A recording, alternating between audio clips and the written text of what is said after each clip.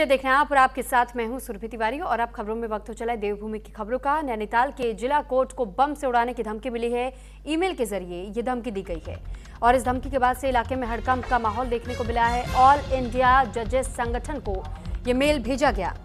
जानकारी आपको दे दें कि न्यायालय परिसर में अब सुरक्षा व्यवस्था को बढ़ा दिया गया है। पुलिस और बम डिस्पोजल स्क्वाड मौके पर मौजूद है। सुरक्षा के इंतजाम भी पुख्ता तौर पर किए गए हैं। हालात पर नजर बनाई जा रही है। नैनीताल में जिला और सत्र न्यायालय को बम से उड़ाने की धमकी मिलने से हड़कंप मच गया। जानकारी के अनुसार ऑल इंडिया जजेस संगठन को ईमेल के जरिए ये धमकी भेजी गई है, जिसमें कि नैनीताल जिला न्यायालय को निशाना बनाने की बात कही गई। ईमेल मिलने के बाद से न्यायालय परिसर में सुरक्षा व्यवस्था कड़ी कर दी गई है। सूचना मिलते ही पुलिस, बम डिस्पोजल स्क्वाड और बाकी सुरक्षा एजेंसियां मौके पर पहुंच गई और पूरे परिसर की सघन जांच की जा रही है। जिला बार एसोसिएशन अध्यक्ष भागवत प्रसाद ने बताया कि ऑल इंडिया जजेस संगठन को एक ईमेल मिला है, जिसमें कि नैनीताल जिला न्यायालय को बम से उड़ाने की धमकी दी गई है। सूचना मिलते ही प्रशासन और सुरक्षा एजेंसियों को अवगत करा दिया गया। फिलहाल पुलिस और बम डिस्पोजल टीम की ओर से न्यायालय परिसर की जांच की जा रही है और सुरक्षा के पूरे इंतजाम किए गए हैं।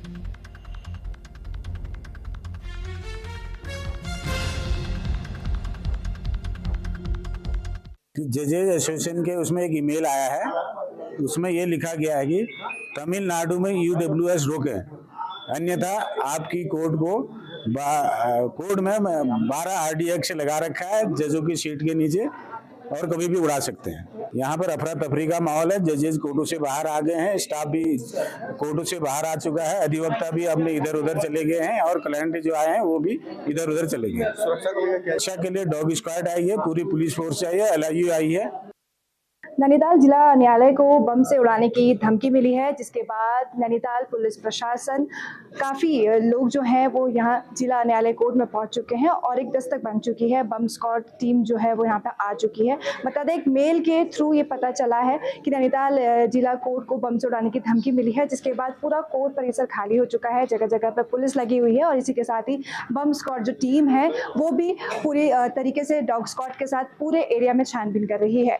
न्यूज़ इंडिया के लिए नैनीताल से दीप्ति बोरा की रिपोर्ट। उत्तराखंड में एक बार फिर से बदलेगा मौसम का मिजाज। कई जिलों में बारिश बर्फबारी के आसार है। पर्वतीय जिलों में भी एक बार फिर से मौसम बदलने के आसार दिखाई दे रहे हैं। उत्तरकाशी चमोली में बारिश बर्फबारी की संभावना है। रुद्रप्रयाग बागेश्वर में बारिश बर्फबारी की संभावना जताई गई है। पिथौरागढ़ में भी हल्की बारिश देखने को मिल रही है। तो फिलहाल बर्फबारी की संभावना जाहिर की जा रही है और मौसम विज्ञान केंद्र की ओर से पूर्वानुमान जताया गया है। तो एक बार फिर मौसम का मिजाज बदलता हुआ नजर आ सकता है उत्तराखंड में।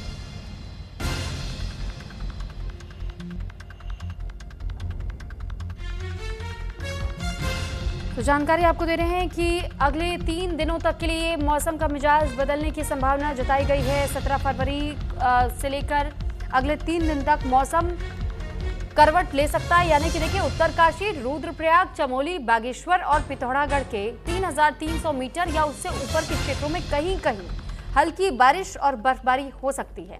बाकी जिलों में मौसम शुष्क बने रहने का अनुमान जताया गया है। जबकि 18 फरवरी की बात की जाए तो 18 फरवरी को उत्तरकाशी, रुद्रप्रयाग, चमोली, बागेश्वर और पिथौरागढ़ में कहीं कहीं बहुत हल्की से हल्की बारिश देखने को मिल सकती है, जबकि कुछ जगहों पर हल्की बर्फबारी भी होने की संभावना जताई गई है।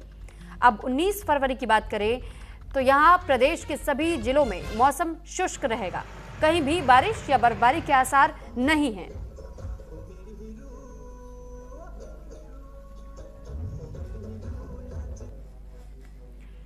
खबर मुनस्यारी से है, जहां मिलम मार्ग खोलने का काम जारी है। BRO की टीमें बर्फ हटाने में जुटी हुई हैं। 65 किलोमीटर लंबा मार्ग भारी बर्फबारी से बंद है। ग्रामीणों और सुरक्षा बलों के लिए मार्ग खोलना जरूरी बताया गया है। मौसम खुलते ही रास्ता चालू करने की कोशिश तेज कर दी गई है। उत्तराखंड के सीमांत जिले पिथौरागढ़ से ये बड़ी खबर आपको बता रहे हैं, जहां पर मुनस्यारी मिलम मोटर मार्ग को खोलने में BRO की टीम जुटी हुई है। तो बॉर्डर रोड ऑर्गेनाइजेशन टीम की ओर से लगातार ये रास्ता खोलने का काम किया जा रहा है। बर्फ को हटाने का काम जारी है और ये 65 किलोमीटर लंबा मार्ग, जो कि चीन सीमा से जुड़ा हुआ बेहद अहम संपर्क मार्ग माना जाता है। बता दें कि मुनस्यारी से मिलम तक जाने वाला 65 किलोमीटर लंबा मोटर मार्ग इन दिनों भारी बर्फबारी के चलते बंद है। बीआरओ की टीमें लगातार बर्फ हटा करके मार्ग खोलने में जुटी हुई हैं। यही मार्ग चीन सीमा से सटी अंतिम चौकी तक पहुंचने का एकमात्र साधन है। इसी रास्ते से भारत तिब्बत सीमा पुलिस के जवानों के लिए रसद सामग्री पहुंचाई जाती है। मिलम की अंतिम चौकी पर तैनात सैनिक नवंबर से लेकर मार्च के अंत तक वहीं डटे रहते हैं। हिमपात के दौरान जवानों के लिए ताजी सब्जियां और जरूरी सामग्री हेलीकॉप्टर के जरिए पहुंचाई जाती है। बता दें कि अप्रैल के पहले हफ्ते से इस क्षेत्र के 14 गांवों के लोग भी अपने पारंपरिक माइग्रेशन के तहत ऊपरी क्षेत्रों की ओर कृषि कार्य के लिए प्रस्थान करते हैं। ऐसे में मार्ग का समय पर खुलना स्थानीय ग्रामीणों और सुरक्षा बलों दोनों के लिए ही बेहद महत्वपूर्ण है।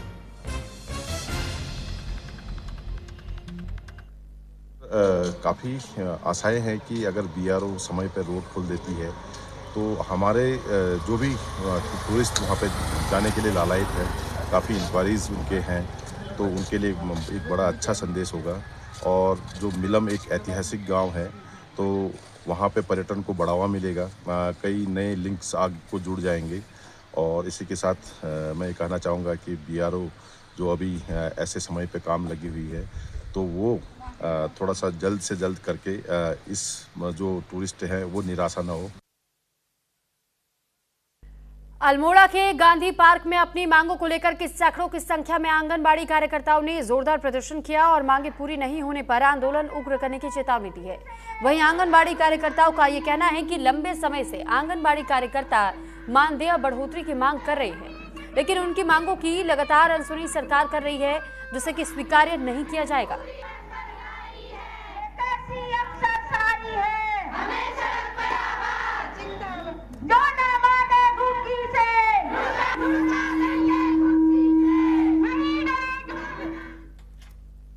आंगनबाड़ी संगठन में हमारी मांगे ये है कि हमको 18,000 या 20,000 रुपये मानदेय दिया जाए, और जो हमारे मानदेय से 300 रुपये महीना जो कट रहा है, हमको रिटायर के मेंट के समय 10 लाख रुपए दिया जाए। और हमारी यही मांगे है। सर, हमारी 3 मांगे हैं। मुख्य मांग है कि हमारा मिनिमम मानदेय 18,000 किया जाए, उस पर सरकार हमारा प्रतिमाह 300 रुपया कटौती पर हमको 1 लाख देने का प्रावधान कर रही है। हमारा ही पैसा काट के हमें दिया जा रहा है, तो उसके विरोध में भी हमारा कहना है कि सरकार हमारे 300 रुपये जो कटौती करने की सोच रही है वो तभी काटे जब वो हमें 10 लाख दे। और तीसरी मांग है हमारी कि सरकार का कहना है कि आंगनबाड़ी केंद्रों को जो है बायोमेट्रिक मशीन से जोड़ा जाएगा। ये संभव नहीं है सर, क्योंकि कई विभागों का काम हमें करना होता है, तो इसके विरोध में भी आज प्रदर्शन हो रहा है।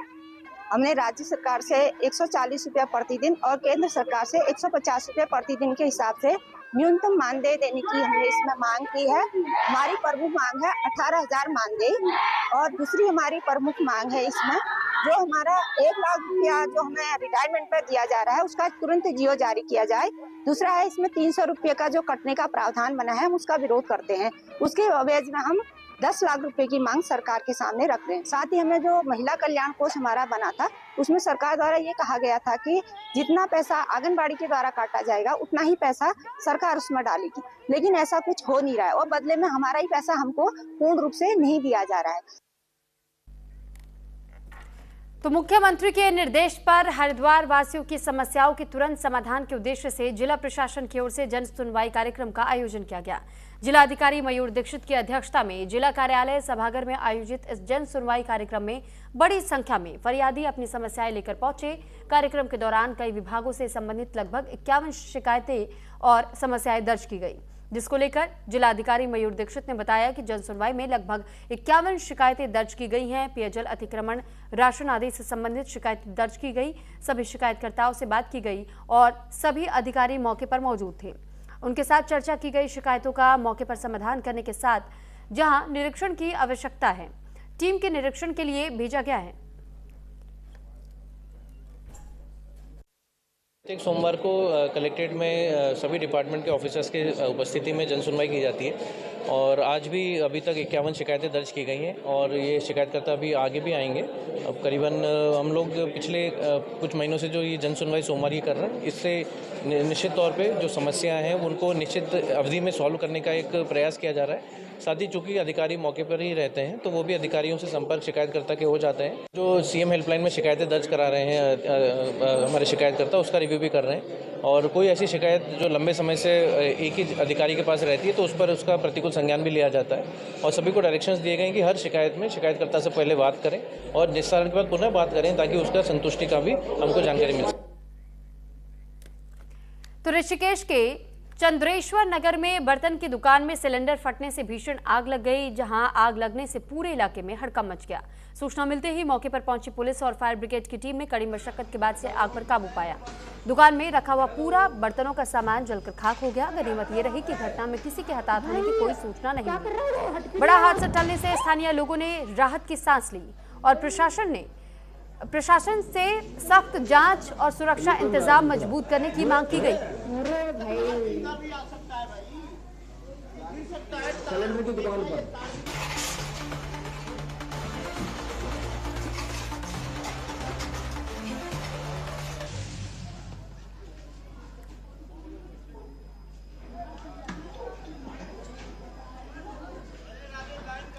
तो ये ऋषिकेश से मामला सामने आया था, जहां पर सिलेंडर फटने की वजह से भीषण आग लगने की खबर सामने आई और इलाके में उस दौरान हड़कंप मच गया, क्योंकि ये आग की जो लपटें थी बेहद भयावह और बहुत जोर का ये धमाका हुआ था। आसपास के लोग भी दहल उठे, लेकिन इस बात की जानकारी जैसे मिली कि किसी व्यक्ति के हताहत होने की कोई खबर नहीं है, इस बात से थोड़ी सी राहत रही। लेकिन जानकारी आपको दे दें कि जो दुकान में सामान रखा हुआ था वो जलकर खाक हो गया। सितारगंज सिंचाई विभाग ने बैगुल नहर के पास बसे गांव को नोटिस जारी किया। जारी नोटिस से नाराज बड़ी मात्रा में शहरी और ग्रामीण लोगों ने एसडीएम ऑफिस पहुंचकर के नोटिस को वापस लेने और 50 सालों से ज्यादा समय से जो रह रहे हैं लोगों को भूमिधरी अधिकार देने की मांग की है। लोगों का ये कहना है कि बरसों से सरकार की सारी सुविधाएं वहां पर मुहैया हैं। रोड, नाली, बिजली, पानी, सरकारी आवास और अचानक सिंचाई विभाग 35 फीट भूमि खाली करने का नोटिस दे रहा है। तहसील पहुंचे लोगों में बुजुर्ग, महिलाएं, बच्चे भी शामिल रहे, जो सिंचाई विभाग के नोटिस से भयभीत हैं। लोगों ने कैबिनेट मंत्री सौरभ बहुगुणा और मुख्यमंत्री पुष्कर सिंह धामी से न्याय की गुहार लगाई है।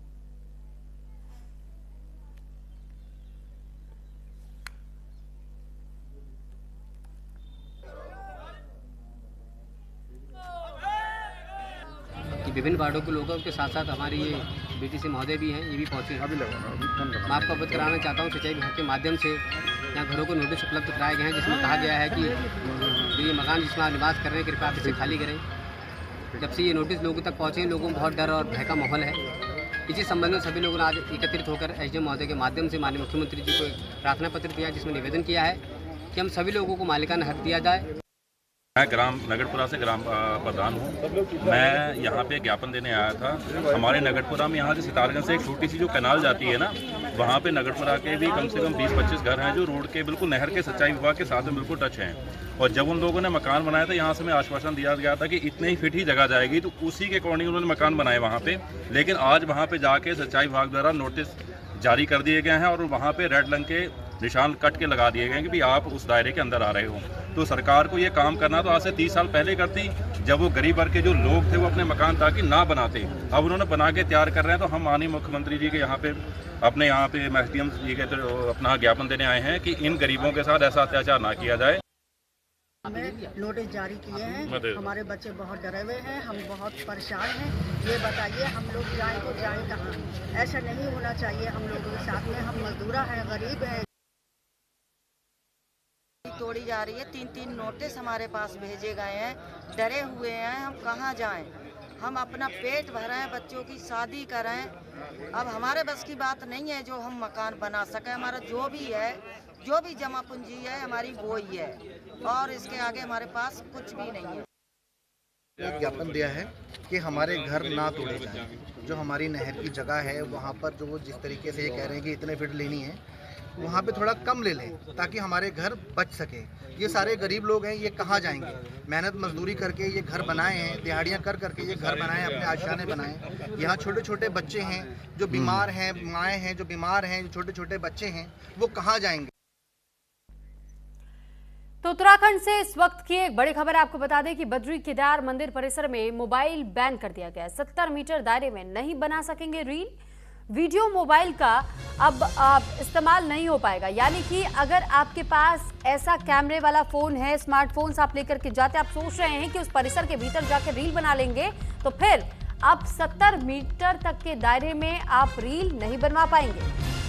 और अब मोबाइल का इस्तेमाल पूरी तरीके से बैन कर दिया गया है। आगामी 4 धाम यात्रा में पूरा प्रतिबंध लागू रहेगा। प्रशासन और मंदिर समिति ने यह फैसला लिया है। आगामी 4 धाम यात्रा को सुव्यवस्थित बनाने के लिए प्रशासन और बद्रीनाथ केदारनाथ मंदिर समिति ने बड़ा निर्णय लिया। अब बद्रीनाथ मंदिर और केदारनाथ मंदिर के मंदिर परिसरों के 70 मीटर दायरे में मोबाइल फोन के इस्तेमाल, रील बनाने और वीडियो रिकॉर्डिंग पर पूरी तरह प्रतिबंध रहेगा। श्रद्धालु मंदिर के पास पहुंचकर के फोटो या वीडियो नहीं बना सकेंगे।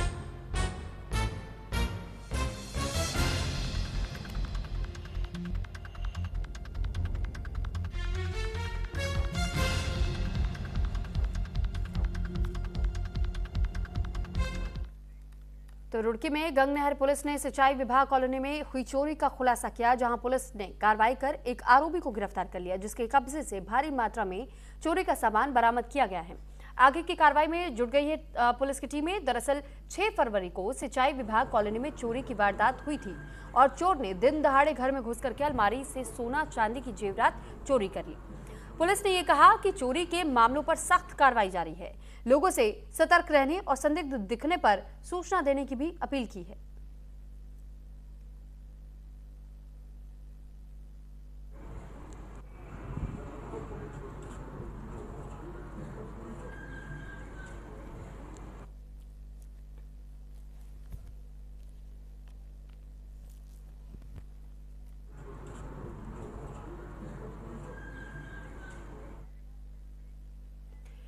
तो सितारगंज विधानसभा के बारा चौकी क्षेत्र के शहदौरा में गांव में 7 फरवरी को खेत में गौवंश के अवशेष मिलने पर बजरंग दल के कुछ कार्यकर्ता वहां पहुंचे, जिन्होंने धार्मिक भावनाओं को आहत करने के उद्देश्य से पूरे जिले में विशेष समुदाय के धार्मिक स्थलों पर जानवरों के मांस काटकर फेंकने की बात बारा चौकी इंचार्ज के सामने कही, जिसका वीडियो सोशल मीडिया पर वायरल हो रहा है। वहीं अब इस संबंध में सितारगंज महाविद्यालय के पूर्व कोषाध्यक्ष तुषार शर्मा अपने एडवोकेट और बाकी लोगों के साथ कोतवाली पहुंचे और कहा कि बजरंग दल के कार्यकर्ता की ओर से पुलिस के सामने ये कहा गया, पूरे उत्तराखंड में वो स्थिति तनावपूर्ण बनाने की कोशिश कर रहे हैं और ये भी कहा गया है कि वो ऐसी स्थिति पैदा कर देंगे कि जो कि कोई भी व्यक्ति भूल नहीं पाएगा। जिसके बाद उन्होंने प्रार्थना पत्र देकर के कार्यकर्ता के खिलाफ मुकदमा दर्ज करने की भी मांग की है।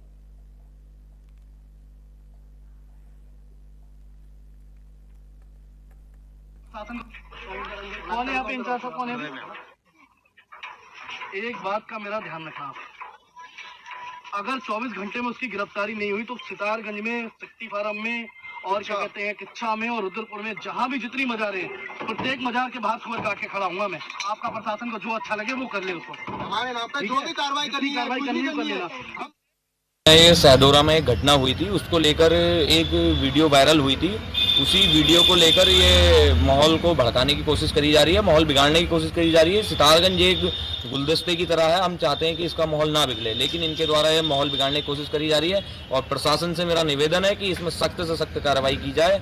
गलत चीज़ है कि एक सितारगंज का व्यक्ति जाके दूसरी जगह पर ये कह रहा है कि मैं पूरे प्रदेश का माहौल बिगाड़ दूंगा। इसमें प्रशासन ने भी संज्ञान लेना चाहिए कि इससे आए दिन या आने वाले समय में या आज हो या कल हो, अगर कोई भावना भड़क जाती है, कोई दंगा फसाद हो जाता है, तो क्या इसके जिम्मेदार कौन होगा। तो इसलिए प्रशासन से मेरा निवेदन है कि कुछ भी बड़ी घटना घटने से पहले उसमें कार्रवाई कर के द्वारा इसमें सभी लोग हम शामिल हैं, क्योंकि जो क्षेत्र का माहौल है, हमारा सितारगंज एक गुलदस्ता है। कभी भी मेरी इतनी उम्र होने जा रही है और आपने भी देखा होगा कि किसी तरीके का कोई माहौल यहाँ ख़राब नहीं हुआ है।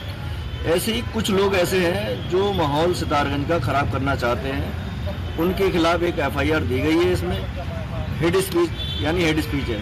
और सुप्रीम कोर्ट की रूलिंग भी है। प्रशासन चाहे तो खुद पार्टी बन के उस पर FIR कर सकता है। सुप्रीम कोर्ट की रूलिंग है ये कि अगर जो कोई भी उस क्षेत्र में हेड स्पीच करता है, कोई भी हो चाहे वो, तो उसके खिलाफ प्रशासन खुद पार्टी बन के FIR करा सकता है। तो लोहाघाट में महाशिवरात्रि पर्व को काफी धूमधाम के साथ मनाया गया, जहां सुबह लोगों ने ऋकेश्वर महादेव मंदिर में महादेव की पूजा अर्चना की, तो वहीं दोपहर बाद श्री राम सेवा सांस्कृतिक रामलीला कमेटी अध्यक्ष जीवन मेहता के दिशा निर्देश पर शिव भक्तों ने सर्वदेव मंदिर हथरंगिया से ऋकेश्वर महादेव मंदिर तक भव्य शिव बारात का आयोजन किया, जिसमें कि सैकड़ों शिव भक्त शामिल हुए। शिव बारात नगर के मीना बाजार, राम मंदिर, खड़ी बाजार, स्टेशन बाजार होते हुए ऋकेश्वर महादेव मंदिर पहुंची, जहां महादेव की पूजा अर्चना के बाद शिव बारात का समापन किया गया। सुरक्षा व्यवस्था के लिए थाना अध्यक्ष अशोक कुमार के नेतृत्व में पुलिस बल मौजूद रहा। महिलाओं और बच्चों ने शिव बारात और मेले का जमकर आनंद उठाया। पूरी टीम जो उनके साथ में थे, जिन लोगों ने भी संघर्ष किया, उन सभी को धन्यवाद देते हैं और आभार व्यक्त करते हैं। आज शिव बारात का हार्दिक स्वागत करता हूं और हार्दिक अभिनंदन करता हूं। और हर वर्ष रामलीला कमेटी कुछ नया नया यहाँ पे करती है। इस वर्ष हमारी माँ झुमावरी पाटन पाटनी चारमारी की बहनों ने एक विशेष होली का प्रदर्शन यहाँ पे किया, जिसमें हमारी नगर क्षेत्र की महिलाओं ने यहाँ पर सहयोग किया। और हमारी आज शिव बारात यहाँ से होते हुए खड़ी बाजार होते हुए और हमारे स्टेशन होते हुए शिवालय में पहुँचेगी, जहाँ खड़ी होली का ज्ञान वहाँ पर होगा।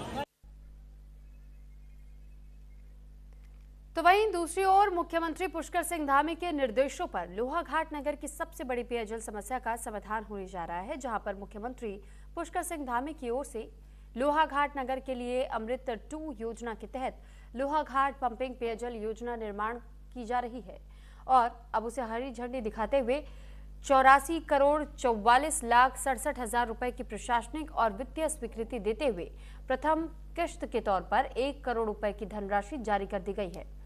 योजना का निर्माण उत्तराखंड पेयजल निर्माण निगम की ओर से किया जाएगा और इसके आदेश राज्यपाल की संस्तुति पर शासन की ओर से जारी कर दिए गए हैं। प्रथम किस्त जारी होने पर लोहाघाट नगर पालिका अध्यक्ष गोविंद वर्मा के नेतृत्व में बीजेपी नेताओं और आम जनता ने मिष्ठान वितरण करते हुए मुख्यमंत्री धामी को समस्त लोहाघाट नगर वासियों की ओर से मुख्यमंत्री पुष्कर सिंह धामी को धन्यवाद दिया। मैं सर्वप्रथम माननीय मुख्यमंत्री जी को धन्यवाद करना चाहूँगा, जिन्होंने वर्षों पुरानी हमारी एकमात्र सरयू पेयजल योजना की पूर्ण करते हुए इसमें प्रशासनिक वित्तीय स्वीकृति भी प्रदान कर चुके हैं और 1 करोड़ की धनराशि भी अवमुक्त कर चुके हैं। और साथ ही प्रदेश में जो ऐतिहासिक कार्य हो रहे हैं और चंपावत जिले में भी आप लोग सभी लोग देख रहे हैं कि एक से एक बढ़कर कार्य हो रहे हैं। इसको देखते हुए 27 तारीख को होली महोत्सव में हम सीएम साहब को आने का निमंत्रण देके आए हैं और सीएम साहब ने सहर्ष स्वीकृति भी प्रदान की है।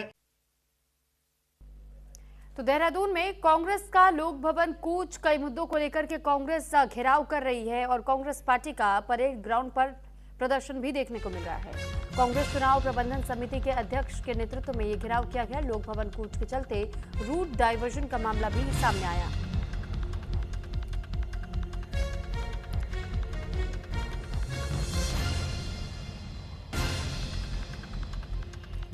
तो फिलहाल ये देहरादून से तस्वीर भी हम आपको दिखा रहे हैं कि किस तरीके से कांग्रेस ने लोक भवन का कूच किया है और इस कारण कई रूट्स को भी डाइवर्ट करना पड़ गया है।